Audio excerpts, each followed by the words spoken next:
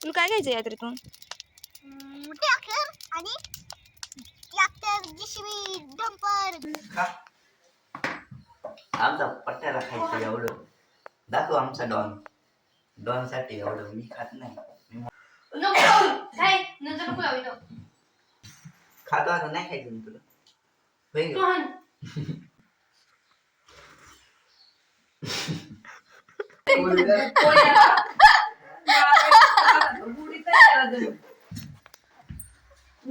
Guys आता आम्ही चाललो यात्रेला. हे बा आमच्या 2 कलावऱ्या. बघा मी आणि माझी दीदीने सेम सेम कपडे घातले. कसं आहे, भारी दिसतं का नाही? आता हे पहा, ॲट अ टाइम गाडीवर आम्ही चौघं जाऊ शकत नाही म्हणून आहे ना, तो आधी आम्हाला दोघींना सोडवणार होता, त्याच्यानंतर त्या दोघींना सोडवणार होता. आणि ट्रॅफिक तर एवढं भयंकर लागलं होतं ना, त्याला म्हणलं होतं आम्हाला इथंच सोडव आणि त्या दोघींना घेऊन ये. आम्ही त्यांची वाट पाहत थांबलो होतो. मग काय त्या दोघी आल्याच्या नंतर आम्ही यात्रेत फिरायला सुरू केलं. आता आईच्या मोबाईलचा कव्हर आहे ना, लय जुना झाला होता. तिला म्हणलं होतं आपण नवीन कव्हर टाकून घेऊ. इथं कव्हर एवढा खतरनाक भेटला होता ना, तो मला आणि दीदीला तर लयच आवडला होता.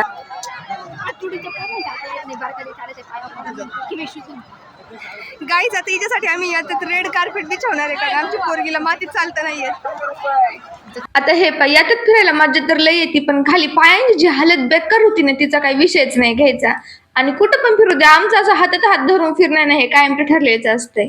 आता व्हिडिओ घ्या गाईज, पुतळ्यापणा बघा. आधी हिने खाल्लेलं आहे, ग्लास भरलेला आहे, तर माझा ग्लास मला चान्स मारलाय, नंबर 1 आहे.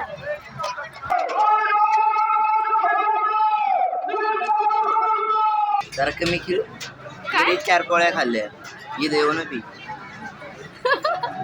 भाई साहेब, लिटरली हा माझा ना ड्रीम पाळणा आहे. आमच्या घरामध्ये ना पाळण्यात बसायची सगळ्यांनाच भीती वाटते, म्हणून आजपर्यंत मला पण याच्यात कधी बसता आलं नाही, कारण सोबतच कुणी नसतं. आता हे पहा, तुम्ही जर यात्रेत आलेत आणि हे शेंगदाणे नाही खाल्ले ना, तर तुम्ही काय यात्रेत फिरले राव. नाही नको तूच का पुरीला आमच्या काय काय खावं हे सुद्धा कानं, शेंगदाणे कानं नसता. बघा भुतळ्यासारखा 2 खापा घेतल्यात आणि आम्ही दोघांमध्ये एवढं घेतले. शरण नावाची चीज नाही, लहान आली बहीण भावंड आहे का. ही मी आहे आणि ही आमची दीदी. ही मला खाऊ घालते. प्रेम हो प्रेम, अति प्रमाणातलं प्रेम. बाग काय हो गाईड, बहीण प्रेम हो बहीण प्रेम. अशी प्यारीची दीदी आहे का तुम्हाला सांगा, फीडबॅक द्यायला जाऊ. बघा मग नशीब एवढी प्यारीची दीदी.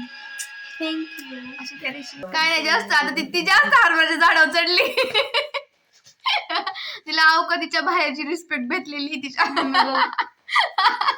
हो ना.